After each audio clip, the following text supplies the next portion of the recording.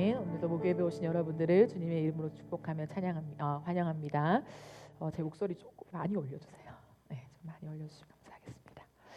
네, 오늘 목요 예배를 드리면서 저희가 지난주까지 매력적인 예수 시리즈로 빌립보서 말씀을 살펴보았습니다. 오늘 한 번 더 빌립보서 말씀, 4장 말씀을 좀 살펴보면서 우리에게 있는 복음이 무엇인지를 좀 확인하며 나아가는 귀한 시간이 되기를 원합니다. 우리 빌립보서 4장 10절에서 14절까지의 말씀 우리 함께 보겠습니다. 빌립보서 4장 10절에서 14절까지의 말씀입니다. 우리 다 차려졌으면 합독하겠습니다. 시작. 내가 주 안에서 크게 기뻐함은 너희가 나를 생각하던 것이 이제 다시 싹이 남이니 너희가 또한 이를 위하여 생각은 하였으나 기회가 없었느니라. 내가 궁핍함으로 말하는 것이 아니니라. 어떠한 형편에든지 나는 자족하기를 배웠노니 나는 비천에 처할 줄도 알고 풍부에 처할 줄도 알아. 모든 일 곧 배부름과 배고픔과 풍부와 궁핍에도 처할 줄 아는 일체의 비결을 배웠노라. 내게 능력 주시는 자 안에서 내가 모든 것을 할 수 있느니라. 그러나 너희가 내 괴로움에 함께 참여하였으니 잘하였도다. 아멘. 네, 오늘은 다른 차원의 삶이라고 하는 제목으로 함께 하나님 말씀을 나누도록 하겠습니다. 우리는 흔히 믿지 않는 세상 사람들에게 예수님 믿으면 행복해집니다. 예수님 안에 만족이 있어요. 이렇게 말하죠. 그런데 우리 주변을 한번 둘러보고 생각해 봅시다. 우리 주변에 예수님을 믿지 않는 비그리스도인들이 있다면 그들이 어떻게 살아가는가를 한번 떠올려 보면 좋겠어요. 물론 힘들게 고난 속에 참 어려움 속에 살아가는 사람들도 있을 수 있지만 반면에 행복하게 살아가는 사람들도 있어요. 우리는 그리스도 안에서 행복을 누릴 수 있습니다 라고 얘기하지만 하나님 없는 삶 속에 충분한 만족과 나름의 행복감을 느끼며 살아가는 사람들이 많아요. 좋은 직장을 가지고 있고 경제적으로도 풍요하고요. 더 부지런하게 자신의 능력을 개발하고 그것들을 이루며 살아가는 다양한 사람들이 있죠. 오히려 어떤 사람들은 우리보다 그리스도인들보다 훨씬 더 자신의 삶에 만족하며 살아가는 사람들이 있는 줄 모르겠습니다. 그래서 세상은 때때로 우리를 이해하지 못하죠. 그리고 오히려 우리를 불쌍하게 봐요. 예수 믿는 그리스도인들의 삶이 딱하게 여겨지는 거죠. 너희는 주말도 없어. 월화수목 금을 일하고 토요일, 주일도 일요일도 교회 가서 그렇게 활동도 하고 그렇게 하루 종일 보내. 주말에 어디 갔다 왔어? 못 갔어? 왜 못 갔어? 이런 얘기들이 많죠. 열심히 본 돈으로 주식 투자는커녕 왜 헌금을 해? 너의 삶을 너의 마음대로 리딩하면 되는데 왜 그렇게 못 살아? 왜 꼭 누군가한테 물어봐야 돼? 이해하지 못한 채 사실 우리를 더 딱하게 보는 세상 사람들의 모습들도 있어요. 그러니까 비그리스도인들의 입장에서 진짜 내가 하나님 없는 삶이 너무 메마르고 너무 윤기 없는 삶이라면 진짜 그리스도인들이 말하는 그 예수 그리스도 안에 있는 저 충만함이 뭘까 궁금할 수도 있는데 지금 우리가 살아가는 사회 속에서는 오히려 비그리스도인들의 삶에서 하나님 없는 삶이 더 자유롭다고 생각하고 있는지도 모르겠어요. 오히려 하나님과 함께하는 삶이 불편하게 여겨지는 거죠. 내 마음대로 못하니까, 제약이 많으니까, 뭔가 컨펌을 받아야 하니까 그 삶이 그렇게 매력적으로 보이지 않을 수도 있어요. 그렇다면 우리가 교회 안에서는 예수 그리스도 그 안에 참된 행복과 만족, 기쁨이 있습니다 라고 하지만 우리가 회사에 나가고 세상에 나갔을 때 그들도 누리는 만족이 있다면 나 그렇게 부족하지 않은데 나 괜찮은 삶을 살아가는데 나 만족스러운데 나 교회에 얼매고 싶지 않아 라고 말하는 그들에게 우리는 어떠한 만족을 소개할 수 있을까요? 세상이 누리고 있는 만족과 그리스도인인 우리가 누리는 만족의 차이는 무엇일까요? 이것을 좀 생각해 보려고 합니다. 오늘 바울은 감옥 안에 있으면서 놀라운 고백을 해요. 11절 말씀을 보면 어떠한 형편에든지 나는 자족하기를 배웠다라고 해요. 자족은 다른 말로 하면 만족이죠. 스스로 만족감을 느끼고 살아간다는 거 충분하다는 거예요. 여러분 바울이 이렇게 말할 수 있었던 까닭은 욕심이 없어서가 아니에요. 많은 시간을 지나면서 욕심도 없고 그냥 텅 빈 그냥 무소유의 상태에 있었기 때문에 말한 것이 아니라요. 바울은 세상이 모르는 비밀을 발견했기 때문이에요. 오늘 말씀은 우리를 그 비밀로 초대하는 내용입니다. 그것은 조금 더 나은 삶이나 조금 더 도덕적인 삶이 아니라 전혀 다른 차원의 삶이에요. 이 삶을 좀 나눠보기를 원하는데요. 그럼 세상은 통제의 삶을 살아가요. 그런데 그리스도인들은 통치의 삶을 살아갑니다. 이것이 결정적인 차이예요. 통제의 삶의 중심은 바꿈이에요. 바꿈. 그러니까 내가 내 삶을 통제하면서 끊임없이 바꾸면서 만족을 얻는 거예요. 세상 사람들의 삶을 보면 어디서 나는 만족해요. 나는 괜찮아요. 그렇게 부족한 거 없는데요. 저 교회 안 가도 돼요. 그 원인의 그 중심을 보면 다들 삶을 잘 바꾸며 살아가요. 제가 얼마 전에 돈이 없어서 제가 직접 가려고 한 건 아니고 세상에 지금 돌아가는 시세가 어떤지 궁금해서 저랑 너무 다른 차원의 세계여가지고 궁금해서 상담을 받아본 적이 있습니다. 부동산 상담이죠. 그래서 분양 상담을 제가 일부러 받아본 적이 있어요. 근데 갔는데 분양 상담원이 상담을 해주는 거예요. 저를 앉혀놓고 이렇게 책자를 꺼내서 이렇게 물어보는데 처음 질문하는 게 연봉이 얼마예요? 그런 거예요. 제 연봉 여러분 아시죠? 그렇게 많이 받습니다. 근데 차마 그 앞에서 좀 제가 말을 못하고 제가 종교인이어서 좀 적게 받습니다. 괜찮아요. 얼마 받으시는데요? 제가 받는 돈을 이렇게 말했어요. 그러니까 이렇게 하시면서 이제 다 괜찮아요 넘어가시는 거예요. 그러면서 이제 그분이 더 적극적으로 저한테 이제 알려주시고 소개하시면서 하는 말이 지금 시대에 살아남으려면 무조건 투자를 해야 된다. 무조건 대출을 당겨 받아서 작은 평수라도 무조건 사야 된다는 거야. 그래서 사람들이 어떻게 하냐면 여러분 다 아실 수 있죠. 작은 평수를 사서 살다 보면 시세가 조금 오르면 팔고 조금 더 넓은 평수에 집을 사고 조금 더 오르면 팔고 더 넓은 평수를 사고 이렇게 순차적으로 올라가야만 이 세상에서 살아남을 수 있다라고 이야기하더라고요. 그 이야기들을 쭉 들으면서 그렇지 이 세상을 살아가는 많은 사람들 특별히 청년 세대 신혼부부 세대들이 이 삶을 붙잡고 살아가는구나. 여기에 세뇌당해서 끝없이 그 부동산의 그 시세와 그 방향을 이야기를 듣고 살아가는구나라는 것들을 다시 한번 깨닫게 되었어요. 조금 더 나은 삶을 원하는 거죠. 조금 더 나은 집을 원하고 그걸 바꾸는 희열을 느끼며 살아가요. 직장도 마찬가지죠. 요즘에는 뭐 한 번 직장 30년 이렇게 살아가는 이렇게 이제 회사 일을 하는 사람 많이 없어요. 오히려 바꾸는 거, 잘 바꾸면서 나에게 좋은 근무 환경을 찾아가는 것이 능력이라고 여기는 시대예요. 취미도 바꾸죠. 하나의 취미로 끝까지 가는 사람을 매력적이라고 보기보다 다양한 취미를 가진 사람, 또 새로운 것을 바꿔 타기 하는 사람에게 매력을 느낍니다. 사람과의 관계도 마찬가지죠. 지금은 연애도 결혼도 바꿔 타기 하는 시대를 추구하는 그러한 방향성을 가지고 있어요. 사람들은 여기에 재미를 느낀단 말이에요. 바꿈을 통한 희열과 행복감을 느껴요. 집의 디자인도 바꾸고 인테리어를 바꾸면서 차도 바꾸고 뭐 여러 가지를 바꾸면서 충분히 만족하는 삶을 살아갑니다. 그 중심에는 누가 있나요? 내가 있죠. 자기 중심성을 가지고 내가 원하는 삶으로 바꾸어내는 기쁨과 만족을 가지며 살아가는 시대가 저와 여러분이 살아가는 시대가 아닌가 생각해요. 그러니까 사람들은 계속 말해요. 조금만 더 좋아지면 행복할 것 같아.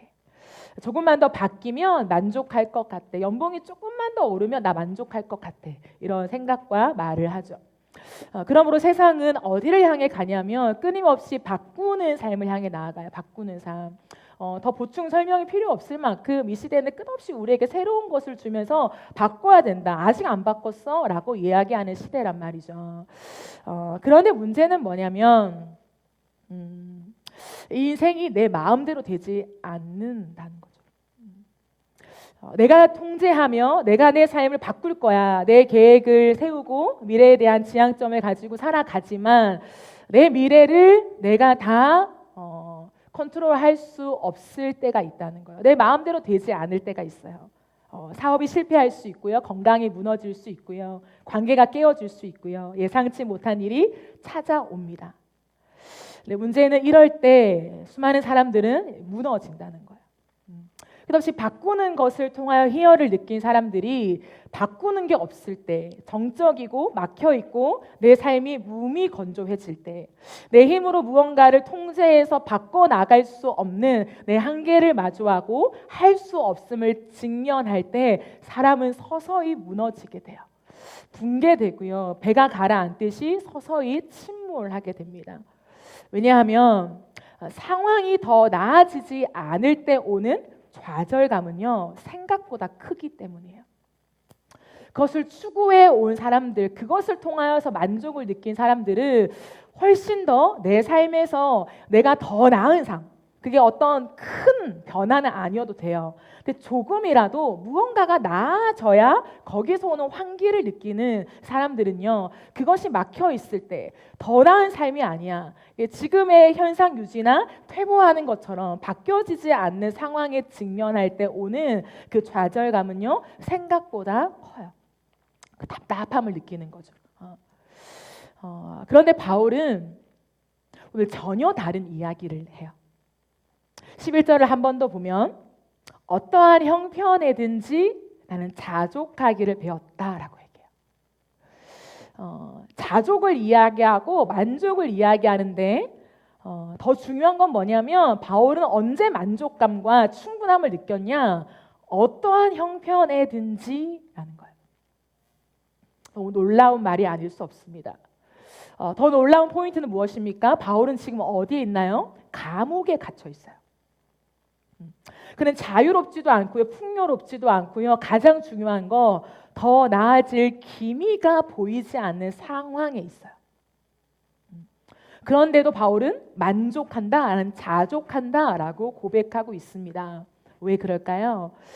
바울은 이제 통제의 삶을 떠나 통치의 삶으로 들어갔기 때문이에요. 이전의 바울이라면 상상이 안 돼요. 바울은요, 늘 더 나은 삶, 더 나은 미래, 더 나은 어떤 것을 추구하며 살아왔던 사람이에요. 그런데 그는 이제 통제의 삶을 버리고 통치의 삶 안으로 들어갔습니다. 이것이 그리스도인의 삶이에요. 그리스도인의 삶은 내가 원하는 방향으로 환경을 바꾸는 삶이 아니라 그리스도의 통치 아래서 나를 바꾸시는 하나님의 은혜 안에 있는 삶이에요. 그러니까 날마다 내가 바뀌는 삶이라는 거예요. 이것이 세상과 우리의 결정적인 차이입니다. 세상은 끊임없이 환경과 타인을 바꾸려고 해요. 내 실력, 내 능력, 내 경험 이런 것들을 쌓아서 타인을 바꾸려고 하죠. 내가 경험해 봤어. 너 이렇게 바뀌어야 돼. 내가 이렇게 다 해봤어. 너 이렇게 해야 돼. 끝없이 환경과 타인을 바꾸려고 해요. 세상의 시세가 이래. 세상이 이런 소리를 해. 이런 흐름이 있어. 그러니까 우리는 지금 갈아타야 돼. 빨리 바꿔야 돼. 그래야 우리가 손해를 안 보고 이득을 볼 수 있어. 끊임없이 환경과 타인을 바꾸려고 합니다. 그런데 복음은 끊임없이 나를 바꿔요. 그리스도의 형상으로. 그럼 바울을 한번 생각해 봅시다. 예수님을 만나기 전까지 바울은요, 끝없이 타인을 바꾸는 삶이었어요. 다른 사람을 지적했던 삶이었어요. 잘못한 것들을 골라내는 사람이었단 말이에요. 누구를 위해서? 그 사람들을 위해서. 나를 위해서도 아니고 너를 위해서야. 너를 위해서라면 바꿔야 돼 라고 이야기하며 타인을 바꾸고요. 세상을 바꾸려고 했던 사람이 바울이었습니다. 왜냐하면 자신이 경험하고 자신이 아는 지식이 옳다고 생각했거든요. 그래서 자신의 기준으로 그 사회와 공동체, 그 유대인 공동체를 바꾸려고 했어요. 심지어 교회까지 없애려고 했죠. 그런데 다메섹으로 가는 길에 그는 예수님을 만납니다. 그리고 놀라운 일이 일어나요. 바울은 이제 타인을 바꾸는 것이 아니라 자신이 바뀌기 시작해요. 이게 결정적인 사건입니다. 예수님을 만나면서 그는 그리스도의 통치 안으로 들어가게 돼요. 그럼 그리스도인은 계속해서 그리스도의 성품으로 바뀌는 자들이에요. 그리스도의 생각으로 바뀌고, 그리스도의 사랑으로 바뀌고, 그리스도의 능력으로 바뀌고, 그리스도의 방향으로 바뀌어요. 이 삶을 경험한 바울이 13절에서 이 말을 해요. 내게 능력 주시는 자 안에서 내가 모든 것을 할 수 있느니라. 너무 유명한 말씀이죠. 수많은 사람들이 좋아하고 집에 사업 터전에 걸어놓고 환영하는 그런 말씀이에요. 그런데 이 말씀은 성공 공식이 아니에요. 내가 능력 주신 자 안에서 내가 모든 것을 해낼 수 있습니다. 이런 성공 공식을 말하는 것이 아니에요. 우리가 바울의 삶을 살펴보고 바울이 기록한 서신들을 보면요, 바울이 얼마나 비참한 삶을 살았는지 알 수 있어요. 그는 배고픔은 말할 것도 없고요, 궁핍과 위험과 40의 한 대를 감한 매를 5번이나 맞았대요. 이건 거의 죽음 직전이거든요. 그 사람이 죽기 직전까지 때린 거예요. 그것을 5번이나 맞는 그 삶을 통과했던 사람입니다. 우리가 아는 것처럼 그는 1차 전도 여행 때 복음을 전하다가 그 복음을 전한 도시에서 사람들이 돌을 던져서 바울이 죽게 되었어요. 그러니까 누가 봐도 죽었다, 이 판단을 내린 거예요. 그래서 사람들은 바울을 시체를 끄집어내서 밖으로 던져버렸어요. 죽었으니까. 그런데 바울이요, 얼마 있다가 일어나서 다시 그 피투성이가 된 채로 그 성에 다시 들어갔어요. 그런 비참한 삶을 살아왔죠. 근데 그는 원래 태어날 때부터 그런 비참한 삶이 아니라 굉장히 괜찮은 삶을 살았단 말이에요. 넉넉한 삶을 살았습니다. 존경받는 삶을 살았어요. 그런데 이 수많은 삶들을, 비참한 삶들을 경험함에도 불구하고 바울은요, 나는 무너지지 않았다라고 얘기하는 거예요. 그럼 대비가 너무 확연하잖아요. 예전에는 존경받는 사, 누구든지 환영하는 사, 바울을 보면요 90도 인사를 했어요. 이 당시에 유대인 지도자 가말리엘이라는 사람 밑에서 직통으로 제자로 살았다? 그러면요 말을 할 필요가 없어요. 수많은 사람들이 그를 환대하고 그를 추앙했던 그런 삶이었습니다. 그런데 그의 삶이 한순간에 바뀌어서 수많은 사람들의 조롱거리가 되고, 수많은 사람들이 돌을 던지고요, 배고픔과 궁핍과 추위와 더위와 이 수많은 어려움들을 겪었어요. 그런데 바울이 이 많은 삶의 어려움들을 겪음에도 불구하고 저는 무너지지 않았습니다 라고 고백하는 거예요. 왜 바울은 무너지지 않을 수 있었을까요? 바울이 말하는 능력, 두나미스라고 하는 것은 대단한 일을 행한 것이 아니라 내가 어떠한 상황 속에서도 무너지지 않았습니다. 완전히 내 삶에 손을 떼고 내가 나 몰라라 하는 그 파산의 삶을 살지 않았습니다 라고 말하는 것은, 사실 이 말씀의 포인트는 두나미스, 능력에 있는 것이 아니라 어디에 있을까요, 여러분? 내게 능력 주시는 자 안이라고 하는 말에 포커스가 있어요. 바울이 진짜 말하고 싶은 것은 저요 모든 능력이 있어요. 저 뭐든지 할 수 있어요. 저 기적도 일으킬 수 있고요. 저 끄떡없어요 라고 말하는 것이 아니라 어떠한 상황에도 내게 능력 주시는 자 안에 제가 있어서 저는 절대 무너지지 않아요.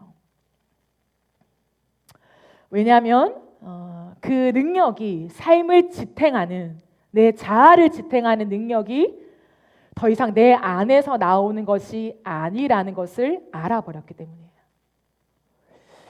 예전에는 나를 지키는 것이 자신인 줄 알았어요. 근데 바울은 예수 그리스도를 만난 이후에 깨닫게 된 것이 능력이 나로부터 나오는 것이 아니구나. 내 삶을 무너지지 않게 떠받치는 것이 내가 아니라 내 안에 계신 그리스도시구나라는 것을 알게 되었어요. 그래서 중요한 것은 주시는 자예요. 주시는 자. 그리스도인에게 가장 중요한 것은 능력이 아니라 관계예요. 그리스도인들은 여전히 그리스도인, 그리스도 안에, 그리스도에게 속한 자라고 고백하지만 이 말씀을 환영하면서도 두나미스, 능력에 초점을 둬요. 그리스도 안에서의 능력, 우리 모든 걸 할 수 있어. 근데요, 그리스도인의 가장 핵심은 그 두나미스 능력이 아니라 능력 주시는 자, 관계에 있다는 거예요. 그러니까 내가 능력을 만드는 게 아니라 능력을 주신다는 거예요. 끊임없이 누군가가 나에게 능력을 주신다는 거예요. 그분이 예수 그리스도시죠. 그러므로 예수님과의 연결이 중요하죠. 예수님과의 연결이. 예수님의 생명이 내 안에 흘러 들어오고, 예수님의 능력이 내 안에 흘러 들어오고, 예수님의 사랑이 계속해서 내 안에 흘러 들어오고, 예수님이 가시는 방향성이 내 안에 계속해서 흘러 들어오는 사람들, 그리스도인이에요. 그래서 그리스도인들은 이제 내 한계가 끝이 아님을 아는 사람들이죠. 세상 사람들은 내 한계가 끝이라고 생각해요. 그래서 어떻게든 한계를 만들지 않으려고 해요. 뛰어넘고 또 뛰어넘고 또 뛰어넘으면서 또 다른 출구를 만들어요. 막힘이 없는 삶을 지향하는 거예요. 그래서 그 누구도 나를 막아서지 못하게 세상이 말하는 능력과 세상이 말하는 요건들을 구비하여서 계속 뛰어넘는 삶을 지향하며 살아갑니다. 그런데 그리스도인은 우리가 한계를 만나지만 그 한계가 끝이 아님을 알죠. 그리스도의 크기가 내 삶의 크기가 되는 것을 알아버렸어요. 그리스도의 사랑이 내 사랑의 크기가 되고요. 그리스도의 인내가 내 인내의 크기가 되고요. 그리스도의 평안이 내 평안의 크기가 되는 것을 아는 사람들, 그리스도인이죠. 그래서 바울은 뭐라고 하냐면, 내게 능력 주시는 자 안에서 내가 모든 것을 할 수 있는데 이게 내가 발견한 일체의 비결입니다. 이렇게 말해요. 그럼 모든 사람들이 다 아는 것을 비법이라고 말하지 않습니다. 음식점에 가도요, 그 음식점에만 있는 그 숨겨진 비밀을 비법이라고 하죠. 양념 비법은 절대 안 알려주잖아요. 모든 사람들이 너도 나도 아는 그런 레시피라면 비법이라고 말하지 않아요. 바울은 세상에 있는 모든 사람들이 때로는 만족하는 삶, 저 하나님 없이도 너무 괜찮은데요, 오히려 그 삶이 부담스러운데요, 저 내버려 두세요 라고 말하지만 바울은 아는 거예요. 내게 있는 일체의 비결이 있다.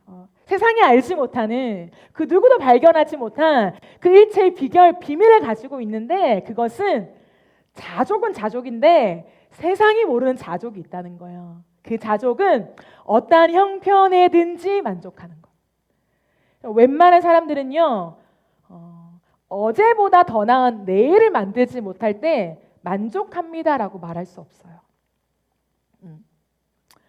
어제보다 좋은 내일을 만들어야 만족이 되죠. 근데 바울은 지금 어떤 상황이냐면 어제보다 못한 오늘인 거예요. 지금까지 살아온 삶보다 계속 어떤 삶이 되냐면 어제보다 못한 오늘, 또 어제보다 못한 오늘, 어제보다 못한 오늘을 살아가요. 그럼에도 불구하고 바울은 이 감옥에서 누가 나를 꺼내줄 수 있을지 모르는, 어쩌면 이 감옥이 마지막 장소일지도 모르는, 마지막 순간일지도 모르는 그 직감을 하고 있는 바울이요, 나는 자족합니다. 나는 이 상황에서도 무너지지 않고 만족합니다 라고 말해요. 여러분 알겠지만 빌립보서를 읽어보면 내가 전제와 같이 부어진다라고 말해요. 그러니까 자신이 이제 죽을 것을 직감하고 있는 거죠. 그럼에도 불구하고 자신은 더 발전된 삶을 살아갈 수 없을지 모르겠지만 저는 그리스도 안에서 만족합니다 라고 얘기해요. 왜냐하면 그리스도가 그 삶을 사셨기 때문이에요. 바울 안에서 바울이 항상 선명하게 바라본 것은 무엇이냐면 그리스도예요. 그러니까 바울에게 예수님은 항상 살아계신 분이었어요. 이 말이 참 웃기죠? 우리 안에 주님이 항상 살아계세요. 근데 마치 죽은 자처럼 여겨질 때가 있어요. 예수님이 안 살아계신 것처럼. 바울은요, 항상 예수 그리스도가 자신 안에 선명하게 살아계셨어요. 그래서 그 예수님을 봅니다. 그래서 그 예수님 안에 있는 것들을 계속해서 바울 것으로 가져와요. 연결되어 있으니까 흘러가는 거죠. 여러분 예수님은 십자가 위에서 조롱을 당하셨죠. 침뱉음을 당하고 억울한 재판을 당하면서 끝끝내 그 죽음의 십자가 위에 달리셨어요. 예수님이 얼마든지 사람을 심판하실 수 있습니다. 천군 천사를 부를 수도 있어요. 그렇게 하지 않으셨죠. 그죠?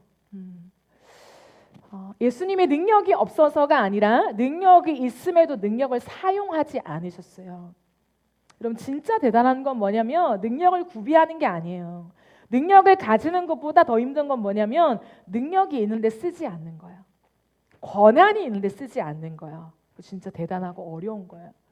예수님은 능력이 줄어든 게 아니에요. 사람이셨으니까 신으로서의 그 능력이 한 반쯤 줄어든 게 아니에요. 그분은 100% 사람이지만 100% 하나님이셨어요. 그러니까 그 순간에라도 십자가 위에서라도 모든 것을 하실 수 있는 하나님이셨어요. 근데 그분은 그렇게 하지 않고 십자가 위에서 아주 비참하고 수치스럽게 그리고 고통스럽게 죽으셨어요. 왜 그러냐 하면 힘이 없어서가 아니라 예수님이 오신 목적 때문이에요. 예수님은 이 땅에 자신의 옳은 기준, 그분은 의 자체시잖아요. 선 자체이잖아요. 그 옳은 기준으로 사람들을 바꾸려고 오신 것이 아니었어요. 예수님은 죄인을 사랑하신 무지하여서 자신들이 무엇을 행하는지조차 알지 못하고 그 길을 걸어가는 죄인들을 사랑하셔서 그들을 위해 기꺼이 자신이 바뀌는 삶을 선택하셨어요. 이게 예수님의 삶입니다. 예수님이라고 단번에 그냥 당연하게 그 고통의 길을 걸어가신 것이 아니라 예수님은요 걸음걸음마다 자신이 바뀌는 삶을 선택하셨어요. 아버지의 말씀으로 자신이 순종을 선택하시는 그 길을 걸어가셨어요. 그래서 바꾸는 삶이 아니라 바뀌는 삶을 지향할 때 예수님의 모습에서 놀라운 모습이 발견되는데요. 예수님은 단 한 번도 죄인들을 벼르시지 않았어요. 오히려 무지한 죄인들을 위해 자신을 버리셨죠. 우리가 내가 옳고 타인이 틀렸다, 타인이 잘못했다라고 할 때에 일반적으로 사람들은요 벼릅니다. 한번 두고 보자. 누가 옳은지 한번 판단해 보자. 벼르는 삶을 살아가요. 저는 어릴 때 다 잘못하잖아요. 저만 잘못하는 거 아니잖아요. 근데 잘못을 했어요. 심각한 잘못을 하고 집으로 들어가야 되는데 직감상 엄마가 벼르고 있을 것 같은 거예요. 큰일 났다. 오늘 심각하게 맞겠다. 그럼 어떻게 해요? 밖을 최대한 빙빙 돌고 배회하다가 어쩔 수 없이 들어가요. 근데 아니나 다를까 엄마가 탁 벼르고 문이 탁 열릴 순간 일로 와봐. 이 소리가 들리면 얼음장이 되죠. 큰일 났다 오늘 진짜. 어떡하지. 막 심장이 튀어나올 것 같은 그런 마음이 들어요. 그렇게 벼르는 엄마의 모습을 보았지만 제가 언니와의 관계 속에서도 언니가 저는 잘못했을 때 벼르는 시간들이 있었어요. 저는 알아요. 그때 제 감정을. 언니가 잘못했을 때 흔히 자매들은 내 옷 입고 갔을 때 내 신발 말 없이 신고 갔을 때 화가 막 나거든요. 그럼 벼르는 거예요. 언제 들어오나 이제 들어와 봐라. 진짜 내가 진짜 가만히 안 둘 거다. 내가 따지고 물을 거야. 라는 마음이요. 내 마음을 아무것도 못하게 만들고 화가 치밀어 오르게 만들고 분노가 일어나게 만들고 부글부글 끓는 거예요. 시간이 지날수록 왜 안 오는 거야? 언제 오는 거야? 거기에 온통 신경이 쓰게 되죠. 그러니까 내가 벼름을 당한 것들을 금세 잊고 내가 벼르는 삶을 살아가는 거예요. 이게 인간의 어리석음과 무지죠. 놀라운 건 뭐냐면 한계를 가지고 나 또한 죄를 짓고 용서받은 길을 걸어갔던 사람이지만 그 길을 아예 모르시는 죄 자체, 그러니까 잘못한 걸 전혀 모르시는 분. 우리는 평생 그런 걸 경험할 수 없잖아요. 잘못한 게 뭐야? 이런 거 모르는 사람 모르잖아요. 그러니까 우리는 다 잘못을 하고 살아간단 말이에요. 근데 예수님은 잘못이 뭔지를 몰라요. 잘못해본 적이 없어요. 잘못을 하실 수 없는 분이라는 거예요. 그럼에도 불구하고 주님은 단 한 번도 죄인인 우리를 벼르시지 않고 언제나 자신을 버리신 분이라는 거예요. 예수 그리스도를 만나면 이제 그리스도인의 삶은 점점 예수님을 닮아가게 되는데 벼르는 삶이 아니라 나를 버리는 삶으로 들어가게 돼요. 이게 180도 바뀌어지는 건 아니에요. 근데 내 안에 살아계신 예수 그리스도께서 나로 하여금 계속 그 방향으로 걸어가게 만드세요. 그런데요, 거기서 오는 기쁨과 만족함이요, 세상에서 무언가를 바꾸고 얻음에서 오는 만족과 비교할 수 없어요. 세상이 주는 자유와 차원이 다른 자유예요. 내 마음에서 타인을 지적하고 탓하고 혼내고 옳음을 따져서 내가 옳다는 걸 증명해내면서 오는 것보다요, 누군가를 위해서 나를 버리는 것이요, 얼마나 만족스러운 삶인지를 예수님이 알려주세요. 벼르는 삶은요, 내가 옳은 기준을 갖고 있고 내가 잘못하지 않았다고 생각해도요, 화가 나요. 웃기죠? 내가 선인데 난 잘했어요. 나는 잘못한 게 없어. 그런데도 불구하고 그 선한 마음 속에 화가 가득 차 있어요. 아이러니죠. 이게 깨어진 세상의 특징이에요. 깨어진 자아의 특징입니다. 왜냐하면 우리는 진짜 선할 수 없기 때문에 그래요. 근데 자꾸 속고 내가 옳다라고 생각해요. 그러니까 내가 나를 망가뜨리는 거죠. 그 옳음 때문에 내가 나를 다치게 만들어요. 내 감정을 건드리게 만드는 거죠. 예수님은 이 땅을 걸어가시면서 잘못을 해본 적도 없는, 줄을 쫙 세워서 하나부터 열이 아니라 뭐 만, 백만, 이 온 땅의 인생들을요 다 벼르면서 다 혼내셔야 돼요. 일로 와봐, 일로 와봐. 너 그때 왜 그랬어? 예수님이 기억력 아시죠? 그는 신이에요, 신. 따져 물을 때 그 앞에서 입도 뻥끗할 사람이 없다는 거예요. 근데 예수님이 선택하신 길은 자신을 버리시는 거예요. 자신의 옳음, 자신의 기준, 누군가를 지적하고 고치려고 바꾸려고 하려고 하는 모든 것들을 끝없이 버리세요. 그리고 어떻게 하냐면, 너희가 무지하고 너희가 잘못했고 너희가 의에서 너무 멀어졌고 너희가 지은 모든 죄 나한테 다 뒤집어 씌워. 너희가 지은 죄지만 오케이, 나한테 다 뒤집어 씌워.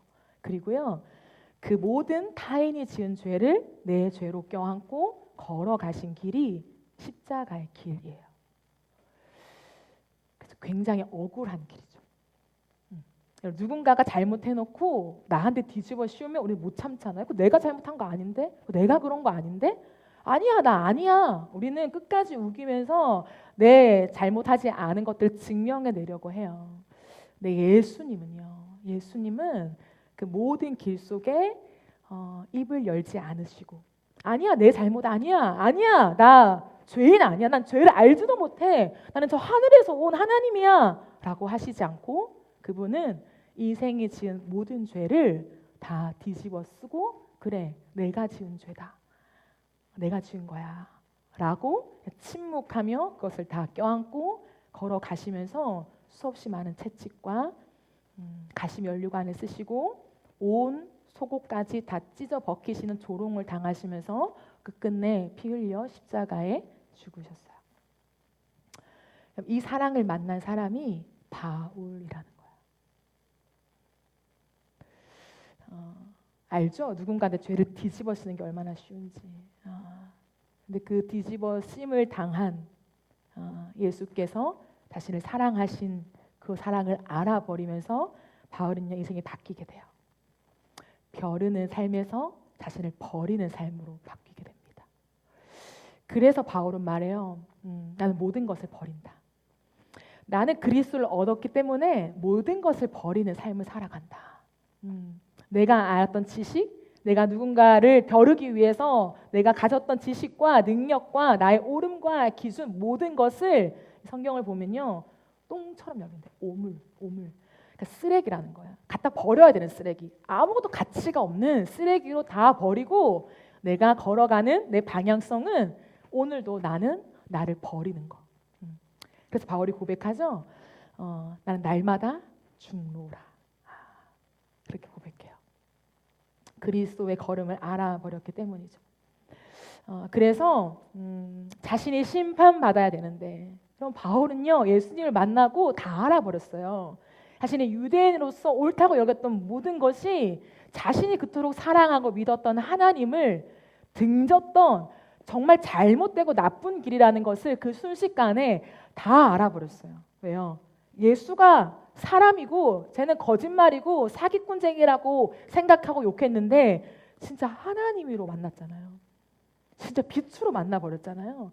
그가 그리스도라는 것을 알아버렸잖아요. 그럼 어떻게 해요? 당연히 심판받아야죠. 유대인이 가진 그 심판 사상, 이방인들을 향하여 야 너희 심판 받는다? 이것을 전한 사람이 바울이었어요. 심판을 전하고 그 율법의 613가지를 계속해 들이대면서 너희가 얼마나 죄인인지, 얼마나 잘못됐는지, 하나님의 심판과 매와 진노가 너에게 얼마나 엄중하게 임할 것인지를 말했던 사람이 바울이에요. 역으로 말하면 그 하나님을 모욕하고 그 하나님을 반하는 그 그리스도를 욕하고 저주하고 예수를 믿는 모든 사람을 죽인 죄를 어떻게 감당해요? 당연히 심판받아야 되죠. 그런데 자신을 찾아온 예수님은 심판하지 않아요. 바울의 인생을 쭉 나열하시면서 너 이거 잘못했고 너 그거 아닌 거야. 너 이거 진짜 어떻게 그런 일을 할 수 있어? 이런 말을 한마디도 하시지 않고 주님이 바울을 만나시고 그를 사랑하시면서 그에게 그 이방인들, 너가 저주하고 욕한 그 선을 그었던 이방인들, 내가 그들을 위해 죽었어. 오늘 그들을 사랑해. 그러니까 바울아, 내 마음과 내 사랑을 가지고 그들에게 내 복음을 전해줘. 라고 하면서 예수님이 그에게 예수님의 그 심부름을 맡기잖아요. 여러분 아시죠? 심부름을 누구한테 맡겨요? 신뢰하는 사람한테 맡기는 거예요. 내가 이것 좀 누군가한테 갖다 줘? 심부름을 시키는데 다른 길로 갈 사람, 내 돈 떼먹을 사람한테 심부름 맡기지 않아요. 이 사람은 내가 말한 대로 심부름을 온전하게 이행할 것이다 라고 신뢰하는 사람에게 심부름을 맡겨요. 그 심부름이 중요하면 중요할수록 훨씬 더 그 관계의 신뢰도와 성실함은요 당연히 따라오는 거죠. 근데 예수님은 하나님을 등지고 자기 마음대로 자신의 오름 속에 살아왔던 바울에게 만나서 그를 뭐라고 하시거나 그의 죄를 지적하신 것이 아니라 그에게 하나님의 사랑을 알려주시면서 심부름을 시키세요. 그게 부르심이죠. 이방인의 그릇으로 내가 너를 사용할 거야. 이렇게 말하죠. 그 사랑 앞에 바울은요 완전히 180도 뒤집어지게 되는 거예요. 심판이 아니구나. 심판의 그 삶, 내가 통제했던 삶이 아니라 예수 그리스도가 통치하는 삶이 이런 거구나 라고 하면서 바울이 그때 자신이 결정한 게 뭐냐면 내가 이 사랑의 통치 안으로 들어가겠다. 내가 이 사랑의 통치 안으로 들어가서 내 평생에 이 통치 안에 살고 싶다. 이렇게 생각해요. 그리고 그의 남은 인생을 그 하나님 나라의 그리스도의 사랑의 통치 안으로 들어가서 주님이 시키시는 일만 하죠. 어떤 상황에도 어떠한 요건 속에서도 내 그리스도가 어떠한 성품이신지 어떠한 사랑을 가지신 분인지 어떻게 사람을 대우하시는지 두들겨 맞아도 어떻게 그분이 하셨는지 그 예수 그리스도를 선명하게 기억하고 내 안에 살아계신 주님과 만나면서 그것만 해요. 그것만. 그래서 바울의 삶을 보면 그리스도와 너무나 닮았죠. 성경을 보세요. 신약의 27권 중에 13권이 바울 서신이에요. 말이 안 되잖아요.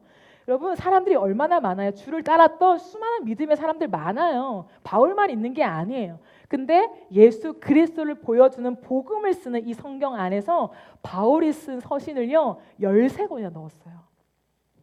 그만큼 바울이요 극적으로 예수 그리스도를 만나 예수님을 가장 닮은 사람이 되었다라는 거예요. 그래서 이 사랑의 통치자에게 자신을 의탁하게 됩니다. 여러분 누가 하나님께 내 삶을 의탁하게 될까요? 그리스도인들은 의탁해야 됩니다. 우리가 왕이 아니라 예수님이 왕입니다. 그 말을 들어서 교육을 받아서가 아니에요. 진짜 통제자의 삶에서 통치자를 만나게 될 때 우리의 인생은 우리가 스스로 그 통치권 안으로 들어가서 주님 나를 다스려 주세요. 내 모든 것을 주님께 맡깁니다. 하나님이 인도해 주세요. 라고 스스로 하나님 앞에 내 삶을 올려드리게 돼요. 그래서 결국에 그리스도인의 삶은 강압이 아니에요. 이제 너의 인생 너가 왕이 아니야. 잘 들어. 하나님이 주인이셔. 왕권에서 내려와. 왕 자리에서 내려와. 이것이 아니라요. 내가 그 통치자를 만나서 이제 통제자를 내려놓고 통치권 안으로 들어가 주님 내 삶을 맡깁니다의 표현이에요.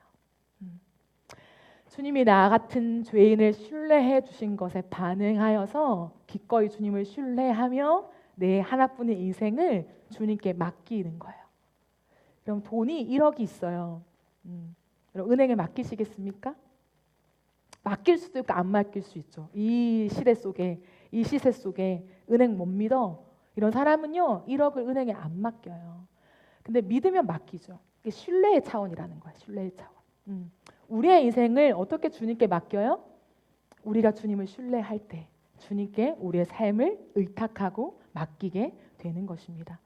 그래서 그리스도인의 삶은 통제를 잘하는 삶이 아니라 잘 맡겨드리는 삶이에요. 내가 능력을 구비해서 내 삶을 더 짜임새 있게 잘 통제해 나가면서 내가 신앙으로 루틴을 짜서 내 삶을 잘 돌려야지 이게 아니라요. 내 삶에 주님께 맡겨드리며 항상 집중하는 게 뭐냐면 주의 말씀. 주님 나에게 뭐라고 말씀하실까? 그 음성이 절대적인 사람으로 계속 바뀌어지는 것. 이것이 그리스도인의 삶인 거예요. 그래서 이 예수님을 만나면 화가 너무 많이 나서 화를 참지 못해 벼르고 있는 것이 아니라 사랑을 참지 못해서 자신을 버리는 삶을 살게 돼요. 진짜 놀라워요. 이런 화를 참지 못하는 거 알죠? 내 분노, 화를 참지 못하는 거, 감정을 참지 못할 때가 있어요. 근데 사랑을 참지 못할 때 경험해 봤어요? 화가 나고 나도 억울하고 모를 수 있는데 그거보다 사랑이 이기는 거예요. 사랑을 참지 못해서 그 사랑이 이겨서 어떻게 해요? 나를 버리는 거예요. 안 싸우고 싶어서 내가 잘못했어 이렇게 하는 게 아니라 너무 사랑해서 내가 잘못했어 라고 얘기하는 걸음을 걷게 되는 거죠.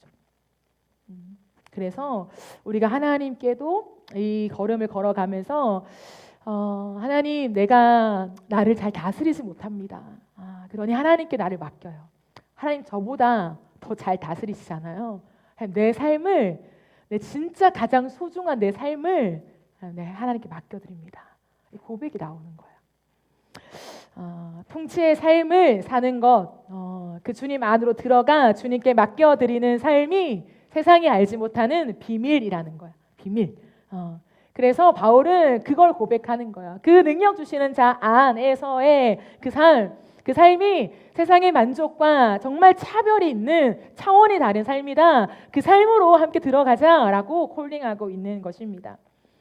그런데 마지막으로 바울이 이렇게 말해요. 그 자족으로 끝나는 것이 아니라 그 자족의 이야기를 왜 했냐. 사실은 앞뒤 문맥이 있어요, 여러분. 우리는 이 13절을 너무 소중하게 여긴 나머지 왜 바울이 이 말을 하고 있는지를 놓치는데 이 말을 왜 하냐면 빌립보 교인들이요. 바울의 형편을 보면서 헌금을 해요.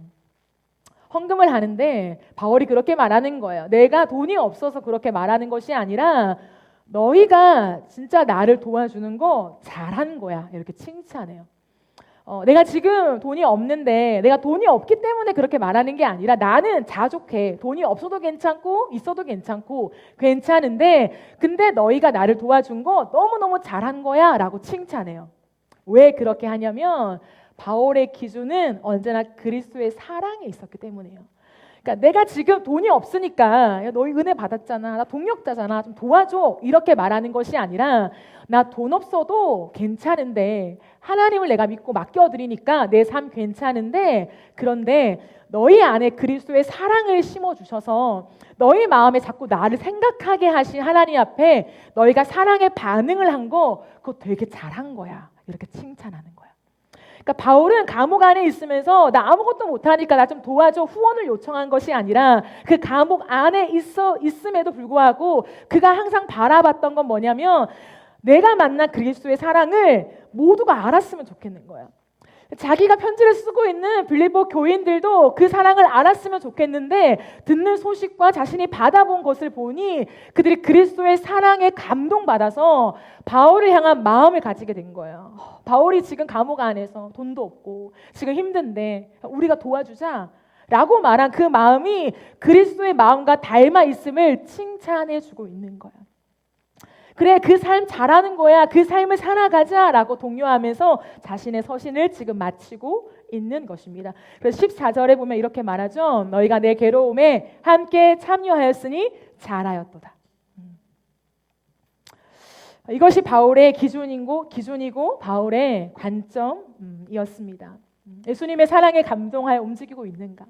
이 땅의 사람들이, 하나님의 사람들이, 그리스도인들이 자신의 배를 불리는 것에 만족하거나 적당히 살아가는 것이 아니라 언제나 그리스도의 그 사랑에 견인되어서 연결되어서 타인을 보면서 그 그리스도의 감동으로 행하고 있는가, 그것을 보면서 칭찬하고 권면하는 삶이라는 거예요. 여러분, 오늘도 여기 전사님도 오셨는데 휴가시래, 휴가. 휴가한테 저희 교회를 또 오셨어요. 3번째 방문해 주셨는데 먼 곳에서 와서 또 이 개척교회를 응원하고 같이 기도하고 마음을 나누는 게 너무나 감사하죠. 다른 교회지만 그리스도 안에서 우리가 또 큰 범주 안에서 한 몸이잖아요. 그래서 교회가 연합됨이 얼마나 귀한지 몰라요. 그런데 휴가셔서 휴가비를 받으셨는데 또 교회가 몽골 선교를 간다는 것을 SNS에 보시고 그 돈을 다 헌금하셨어요. 저는 누군가를 높이고자 하는 이야기가 아니라 오늘 말씀과 너무 일맥상통해서 나누는 거예요. 연고도 없는 사실은 낯선 어떤 교회지만 이 한 교회를 향해서 영상으로 하나님 주신 감동 속에 또 직접 찾아오셔서 같이 예배를 드리시고 뿐만 아니라 다시 방문하실 때에 본인들이 받은 휴가비를 이 교회 선교 헌금에 드리고 싶은 그 기쁜 마음, 얼마나 기쁘게 해주셨는지 저한테 그 액수보다 돈보다 그냥 그 표정 속에 너무 기뻐하시는, 이거 저희 돈 아니에요 이렇게 말씀하시면서 주시는 그 마음이요, 그리스도의 사랑을 흘러가게 하는 그 감동에 연합되어 있는 마음이라고 생각합니다. 얼마나 감사한지 모르겠어요. 이 삶으로 걸어가는 것이 그리스도인의 삶이라는 거예요. 그냥 내가 더 나은 삶을 위해서 아등바등 막 내 거 아껴가지고 살아가는 삶이 아니라, 뭐 그 삶이 잘못됐다는 건 아니지만 그 삶을 지향하기보다 좀 후퇴한 삶이면 어때요? 40평 살았는데 갑자기 18평 살면 어때요? 그 초라한 거 아니에요, 여러분. 세상은 초라하게 말하죠. 야, 그게 무슨 꼴이냐? 40평 살다가 야, 18평이 웬 말이야? 하지만 그리스도인은요, 더 업그레이드된 삶을 지향하는 인생이 아니라 그리스도의 사랑에 반응하는 삶이죠. 오늘도 누군가를 향하여 그리스도가 나에게 말씀하신다면 내 통장 잔고 세면서 나 이 돈 지금 부족한데 나도 없는데가 아니라 기꺼이 그걸 흘려보내면서 나아갈 때 하나님이 기브 앤 테이크가 아니라 또 다른 사람과 또 다른 그 통로를 통하여서 또 내 것들을 채워주시고 그 필요를 공급해 주시는 하나님을 경험하게 돼요. 그래서요, 돈이요 내 돈이 아니에요. 다 하나님께 맡기면 하나님이 알아서 다 이렇게 융통을 해주세요. 이 돈을 내가 쥐고 있으니까 융통이 안 되는 거예요. 근데 하나님께 다 맡기면 누군가의 돈을 누군가한테 옮기고 또 누군가의 돈을 나한테 옮기시면서 하나님이 하나님 나라의 일들을 하신단 말이에요. 그리스도인이 이 삶을 주님께 살아드릴 때 우리 스스로도 자족하는 삶이 뿐만 아니라 그 하나님의 나라의 사랑이 원활하게 흘러가요. 그래서 공급이 필요한 자에게 공급이 되고 하나님이 하나님의 일을 드러내실 때는 또 간증이 되면서 그렇게 하나님의 나라를 세워 가시는 것입니다. 바라기는 우리가 이 땅 가운데 살아가면서 단순히 만족하냐 만족하지 못하냐 나누는 시대는 아닌 것 같아요. 어떠한 만족이냐를 다시 한번 고민하면서 세상이 통제의 삶에서 만족하는 것 말고 어떠한 상황에서도 만족하는 일체의 비결을 배워가는 저와 여러분 되어지기를 주님의 이름으로 축복합니다. 아멘. 우리 이 시간 함께 찬양하며 기도하는 시간을 가지도록 하겠습니다.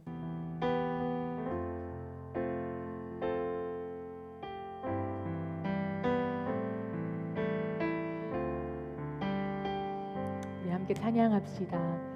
예수 하나님의 공의, 예수 하나님의 공의, 주 독생자 그의 나라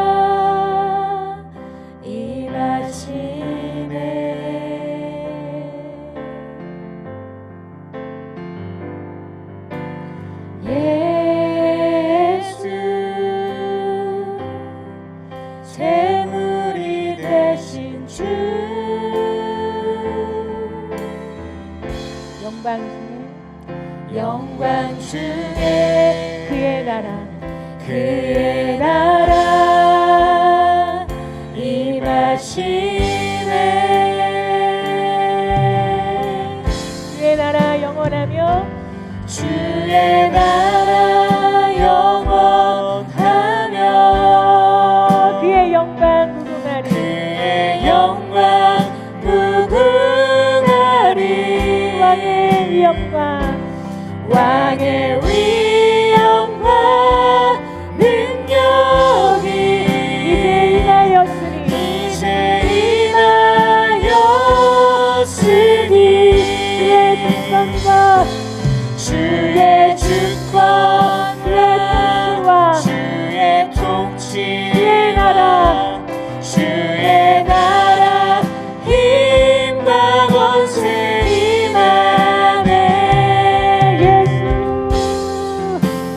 예수 하나님의 공의 하나님의 공 이절로 함께 찬양합시다. 예수 하나님의 사랑 하나님의 사랑 주 은혜와 말씀으로 주의와 말씀으로 나타났네. 예수 거룩한 하나님 예수 거룩한 하나님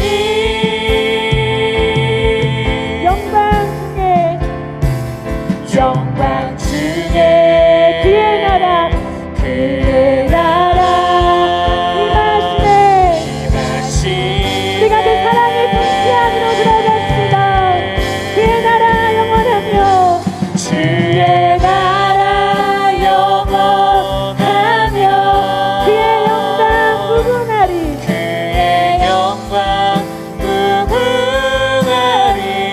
왕의 위엄과 왕의 위엄과 능력이 이제 임하였으니 이제 임하였으니 주의 주권과 주의 통치와 주의 나라 힘과 권세 임하네. 예수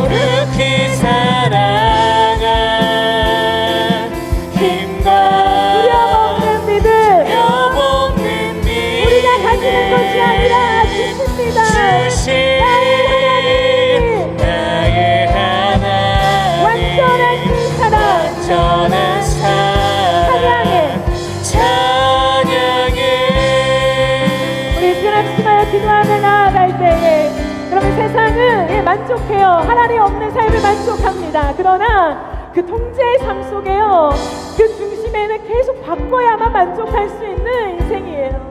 그러나 그리스도 안에 있는 자들은 통치의 삶입니다.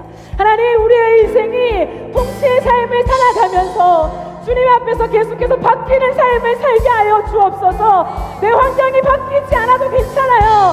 주님이 나를 바꾸실 때 그리스도의 성품과 사랑으로, 그리스도의 생각과 능력으로, 그리스도의 모든 것으로 나를 바꾸어 가실 때 세상이 줄 수 없는 만족이 우리 안에 있을 줄 믿습니다. 하나님의 나라가 임하게 하시고 거룩하게 살아갈 힘과 능력으로 주님 온전히 주의 나라를 누리며 살아갈 수 있도록 성령이 함께하여 주시옵소서. 우리 주의 한번 외치며 기도하며 나가겠습니다. 주여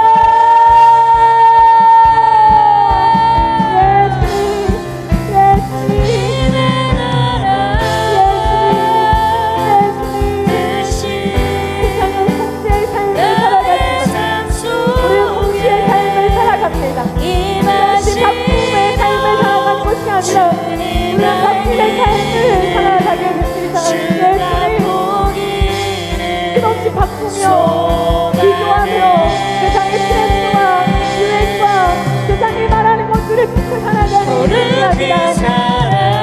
내가 그리스도 바뀌어지는 삶을 살게 하여 주옵소서. 하나님, 끝없이 그 주님 앞에 살아갈 수 있도록 그 하나님의 나라의 통치를 받으며 그 하나님을 사랑하며 그 하나님을 나아가게 하여 주옵소서.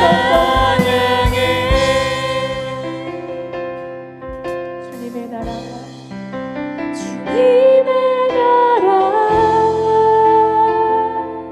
뜻이 나의 삶 속에 임하시며 주님 알기를 주만 보기를 소망해 거룩히 살아갈 힘과 거룩히 살아갈 힘과 두려움없는 믿음 주신 나의 하나님 완전한 사랑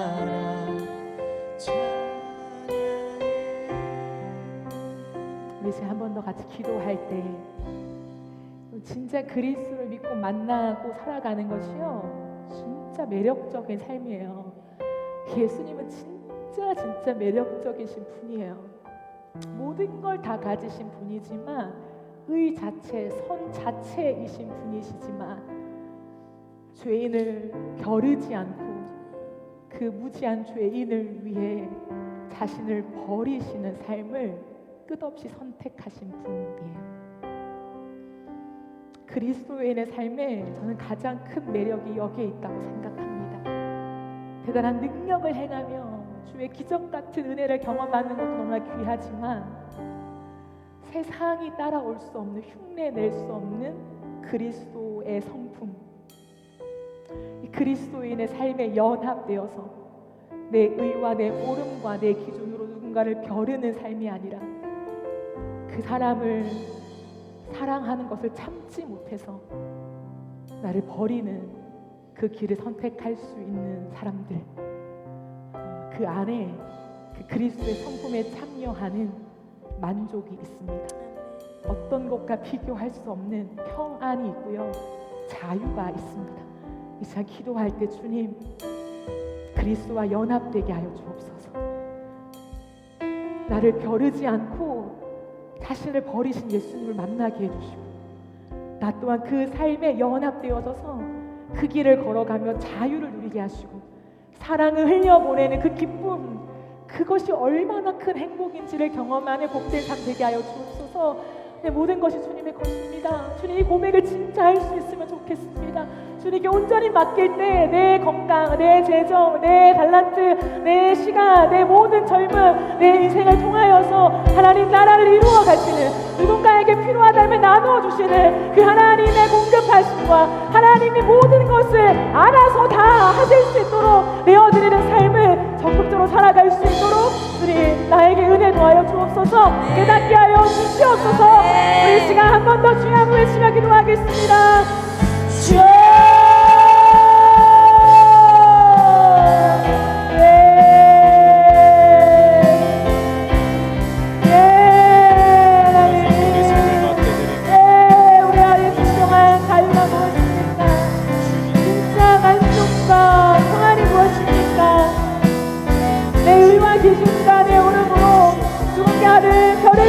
아니라 하나님 그 사랑을 참지 못해서 나를 버리는 삶을 살아가기를 원합니다. 그리스도가 나를 위하여 걸어가신 그 길은 내 잘못을 하나님 번개치며 나에게 찾아오셔서 나를 갚아주시는 분이 아니라 내 죄에 대하여 진노와 심판을 갚아주시는 분이 아니라 그 엄중한 심판과 그 모든 진노를 예수님이 대신에 지시고 죽으시며 주님이 자신을 버리신 그 십자가의 삶을 우리가 길이 배워가기를 원합니다. 알아가기를 원합니다.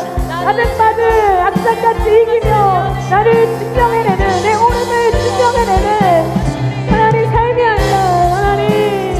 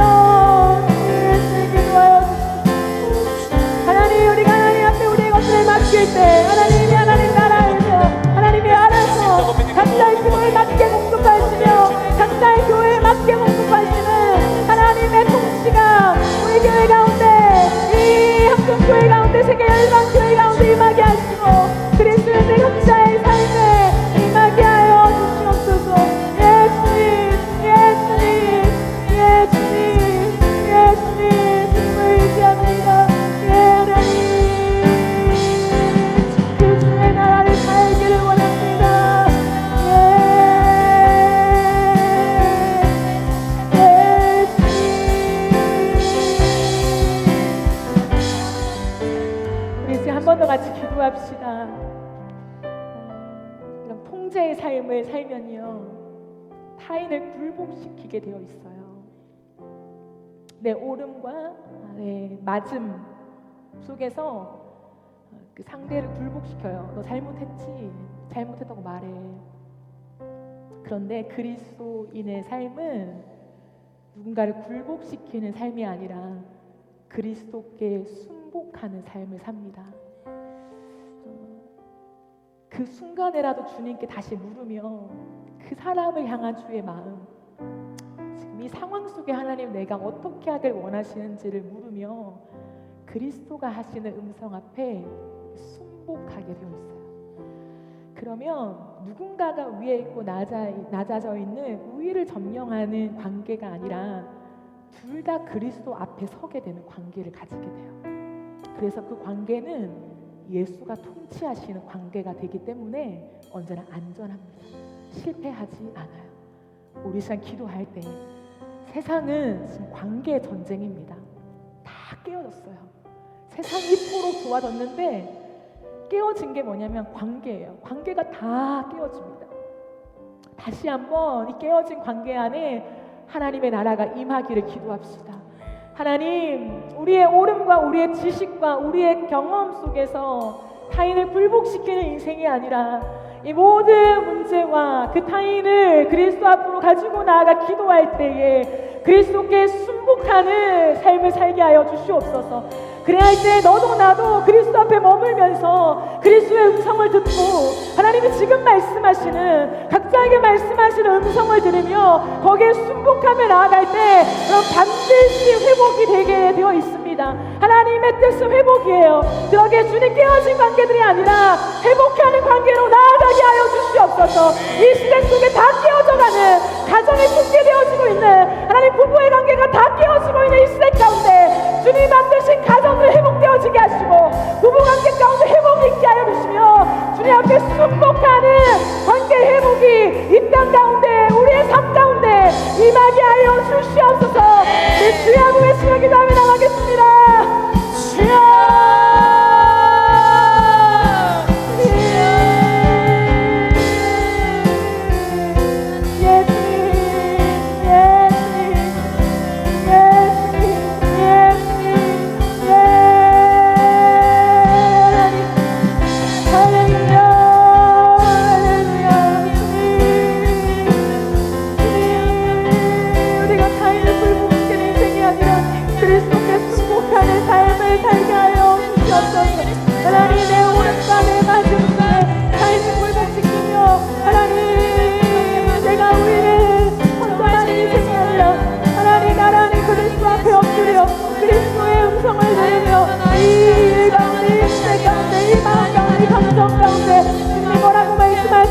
들으며 하나님 그리스도가 하시는 그 말씀 앞에 순복하기를 원합니다. 그 안에 하나님 반드시 회복이 있는 있습니다. 주님의 뜻은 회복을 믿습니다. 하나님 그래서 이 땅 가운데 모든 깨어진 관계 가운데 주님 회복이 있게 하시고 우리가 기도함을 통하여 그리스도 안에서 하나님 정말 우리의 모든 것들을 하나님 하나하나 회복되어지게 하시고 그 화해와 사랑과 신뢰가 깃들어가는 관계들에 대해서 주님께 인수하여 주옵소서. 주님을 인수하며 나아갑니다.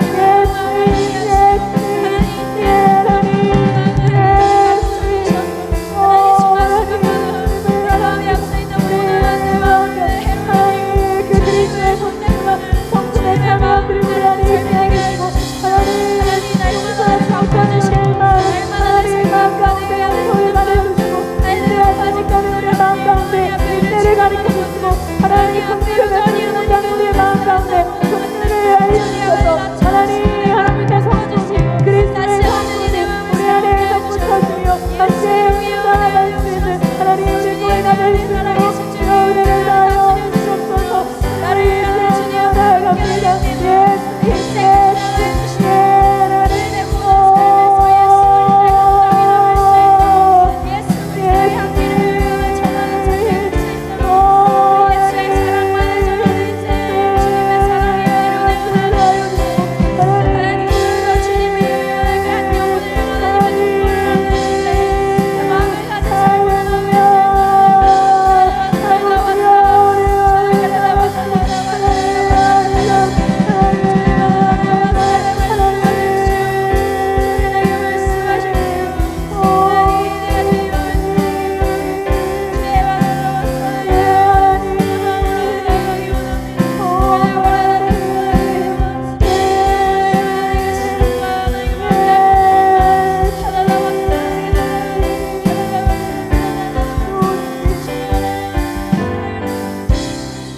마지막으로 한 번 더 같이 기도합시다. 기도할 때에 사랑하는 우리 인어프 처치를 위해서 기도합시다.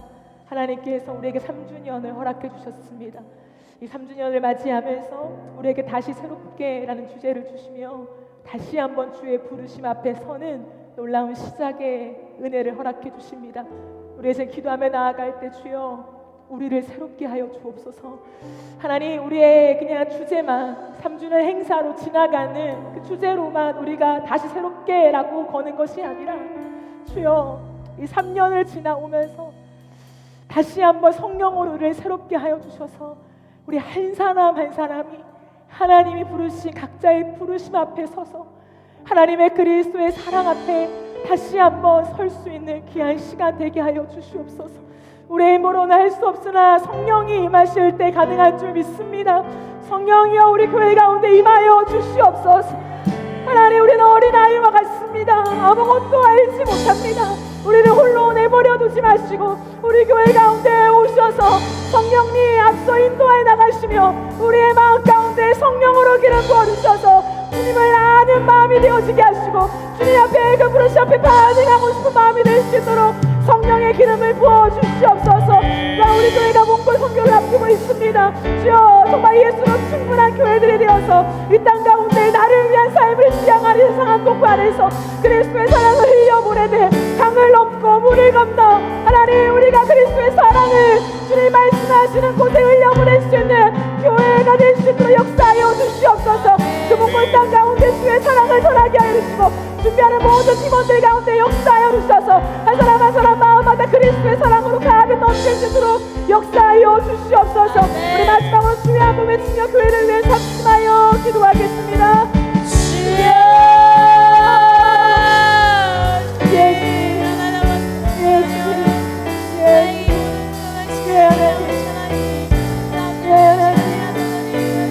우리를 새롭게 하여 주시옵소서. 하나님, 우리 교회를 새롭게 하여 주시옵소서. 하나님, 오늘 새롭게 오늘 아침이요 우리가 이 상승원을 맞이하며 다시 새롭게 일하는 주제를 우리에게 주옵소서. 하나님, 정말 이 주제가 그냥 상승원을 맞는 주제가 아니라 우리 한 사람 한 사람에게 다시 새롭게 되어지는 시간들이 되어지게 하시고 우리의 깨어지고 상한 마음 가운데 다시 한번 그 부르신 앞에 서며 교회를 사랑하며 교회를 향한 마음 앞에 서는 하나님 귀한 시간들이 되게 하여 주시옵소서. 하나님, 이래서 우리 모두가 하나님에게 부르신 앞에 반응하며 각자의 부르심을 응원하며 그것이 교회 한 몸이 되어서 교회의 부르심을 이루는 것에 각자가 한 방향과 마음이 될 수 있는 역사하여 주옵소서. 하나님, 그래서 성령으로 우리를 반환하게 하시옵소서. 주여, 우리의 일반이 아니라 성령으로 되어진 역사들이 우리 교회 가운데 임하게 하여 주옵소서. 성령이여 열방을 인격을 우리의 인생이 풍족한 인생이 되어지게 하시고 그리스도 말미암아 그 사랑 안에 살면서 기쁨이야 일하게 여기시네 우리 한 사람 한 사람 우리 통하여 일하게 하여 주시옵소서. 하나님, 우리 죄를 주목하며 모든 예배를 드리는 주시고 하나님, 그 삶의 자리에 살아야 주시옵소서. 하나님, 모든 삶의 주님의 영광을 주의 나라를 위하여 나아가는 하나님의 사랑을 일어나게 하여 주시고 하나님, 하나님의 사랑을 전하는 증인들이 일어나게 하시고 성령의 교회 하나님의 사랑을 전하는 교회 하나님의 마음을 일어나게 하시고 하나님, 우리의 삶의 영혼을 만족하는 것이 아니라 하나님이 말씀하시는 우리의 삶을 깨뜨려 주님이 부르신 자리로 나아가고 주의 영광을 전하는 하나님의 영혼을 찾는 그 구원의 일을 우리가 참여하게 하시고 우리의 주님을 위하여 그 사랑을 깨달아 되게 하여 주옵소서. 연돈의 것이고 금돈의 것이고 감동을 따라 그리스도의 사랑을 우리가 살아가는 것이 나라와 그의 일을 구하며 아멘. 할렐루야. 하나님 말씀 앞에 내 온전히 서 있길 원합니다.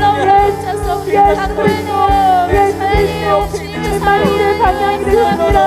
예수 그리스도 주님만 바라보며 그 손들을 향하여 그리스도 예수 안에서 그 위에서 오늘 부름의 상을 위하여 달려가게 하여 주옵소서. 하나님의 저를 주일로 교회 가운데 성령의 역사가 있게 하시고 아우리란 성령의 부심이 있게 하시고 아우리 강도의 감동하시니 아우리의 주일로 주시게 하시옵소서. 아우리의 주일로 영원하라 성령의 운행하심의 역사가 하나님을 열려 임하게 하여 주옵소서. 하나님을 오시기로 아비로 아비로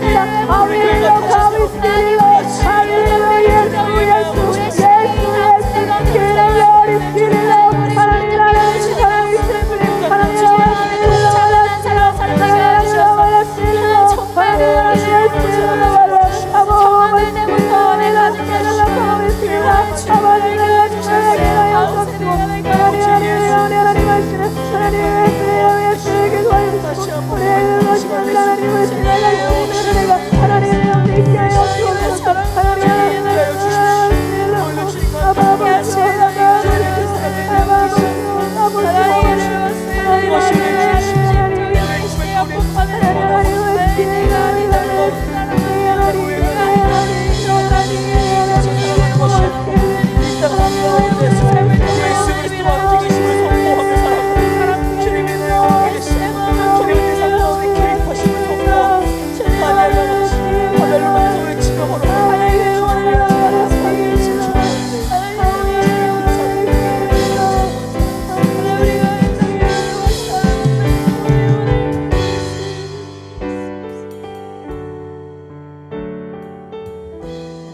우리가 한 가지만 더 기도하고 오늘 모든 시간을 마무리하면 좋겠습니다. 한 가지만 더 기도할 때에 우리에게 기도의 영을 부어주시기를 기도합시다. 우리 교회가 다른 것이 아니라 기도하기를 원하시는 것 같아요. 주님이 우리를 지켜보고 계시다고 말씀하십니다. 내가 너희를 주목하고 있다. 내가 너에게 무엇이 필요한지를 알고 있다. 그러나 그것을 나에게 구하라. 주님이 우리의 기도를 요청하십니다. 우리 이 시간 기도합시다. 주님께 때를 쓰는 기도가 아니라 주님이 우리를 외면하고 계시니까 하나님을 부르는 기도가 아니라 다 아시는 주님께서 우리가 그 주님 앞에 모든 걸 의탁하고 하나님 앞에 그 관계 안에서 주님을 부르며 만나기를 원하십니다. 이 시간 기도할 때 주님 우리에게 기도의 영을 부어 주옵소서. 기도를 가르쳐 주시옵소서. 하나님 그 기도 속에 주님을 만나게 하여 주옵소서. 그래서 우리 교회가 우리 한 사람 한 사람이 그 기도가 올라감을 통하여서 성령이 우리의 마음을 만지시고 우리의 상한 마음 위에 주의 손을 얹으시고 다시 한번 그 부르심의 음성을 들려주시며 우리를 회복시키시는 놀라운 역사들이 기도 가운데 일어나게 하여 주시옵소서. 우리 시간 마지막으로 우리 교회 가운데 기도가 올라가기를, 기도가 가득 채워주기를 주님 우리에게 기도의 영을 부어 주시옵소서. 우리 합심하여 함께 기도하며 나가겠습니다. 주여